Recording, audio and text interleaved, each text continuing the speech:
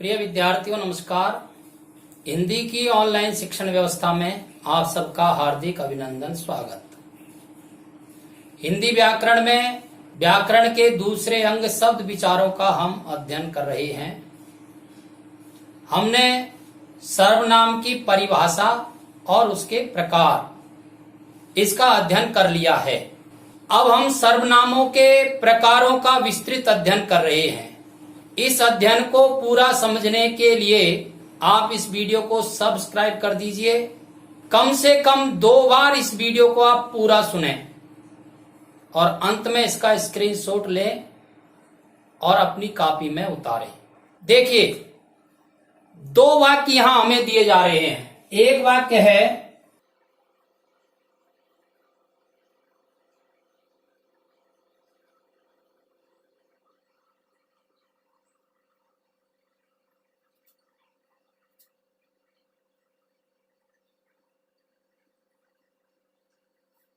राम मोहन से कहता है सुरेश जयपुर जाएगा। दूसरा वाक्य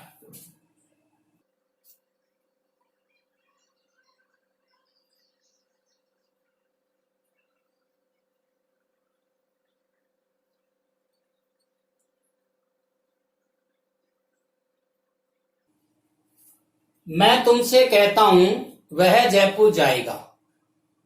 इन दोनों वाक्यों को आप ध्यानपूर्वक पढ़िए और जितना हम पढ़ चुके हैं उस कसौटी पर इन वाक्यों को कसिए। आपको क्या समझ में आता है? देखो 2-3 प्रकार की स्थितियां बनती हैं। राम मोहन कहता है सुरेश जयपुर जाएगा। राम मोहन से कहता है सुरेश जयपुर जाएगा। इसमें राम, मोहन और सुरेश ये नाम हैं व्यक्तियों के, अर्थात ये संज्ञा शब्द हैं। जयपुर भी इसमें संज्ञा शब्द है। दूसरे वाक्य में मैं तुमसे वह जयपुर, मैं तुम वह, ये तीनों शब्द संज्ञाओं के स्थान पर काम आ रहे हैं, इसलिए इनको सर्वनाम कहते हैं। ये अध्ययन आप कर चुके हैं। दूसरी स्थिति और यहां हमको नजर आ रही है। राम मोहन से कहता है सुरेश जयपुर जाएगा।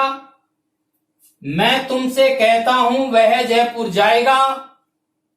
इसमें वक्ता, श्रोता व अन्य जिसके बारे में बात की जा रही है, ऐसे 3 संज्ञाओं का बोध हो रहा है।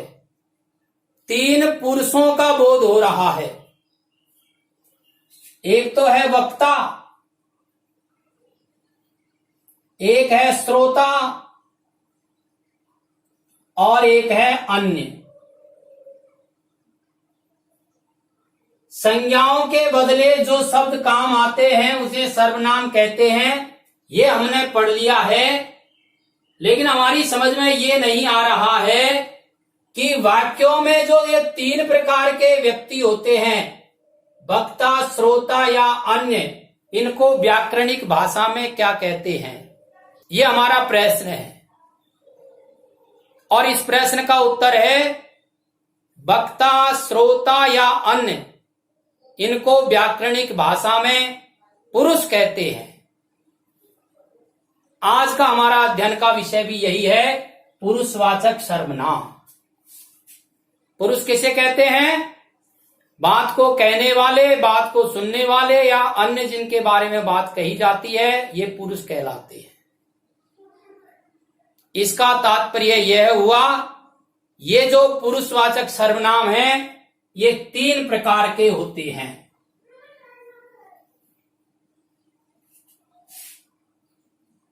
एक प्रकार है इसका वक्ता,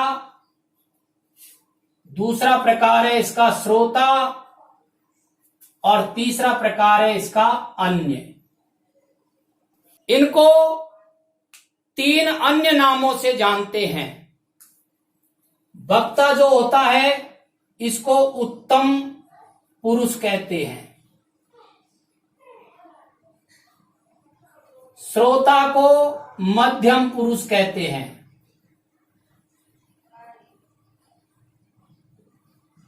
और अन्य को अन्य पुरुष कहते हैं। इस प्रकार से वक्ता, श्रोता व अन्य का बोध जिसके द्वारा होता है उन्हें पुरुष कहते हैं। इनकी परिभाषा में भी हमें यही समझाया है, जो सर्वनाम पुरुषों यानी स्त्री या पुरुष के बदले काम आते हैं पुरुषवाचक सर्वनाम कहलाते हैं। ये आप लिख लेना, पुरुषवाचक सर्वनाम कहलाते हैं। ये सर्वनाम कितने प्रकार के होते हैं? तो सर्वनाम 3 प्रकार के होते हैं, वक्ता, श्रोता, अन्य। वक्ता को कहते हैं उत्तम पुरुष, श्रोता को कहते हैं मध्यम पुरुष और अन्य को कहते हैं अन्य पुरुष। यह तालिका में भी हमें यही समझाया है। पुरुष 3 प्रकार के होते हैं, उत्तम पुरुष बात को कहने वाला अर्थात वक्ता, मध्यम पुरुष बात को सुनने वाला अर्थात श्रोता और अन्य पुरुष जिसके लिए बात कही जाती है अर्थात अन्य। इस प्रकार से सर्वनामों के 3 प्रकार होते हैं। एक बात हमारी ये समझ में आ गई कि ये जो सर्वनाम होते हैं ये व्यक्तिवाचक संज्ञाओं के स्थान पर काम आते हैं पुरुष, इसलिए इस पुरुषवाचक सर्वनाम को व्यक्तिवाचक सर्वनाम ऐसे भी कहा जाता है।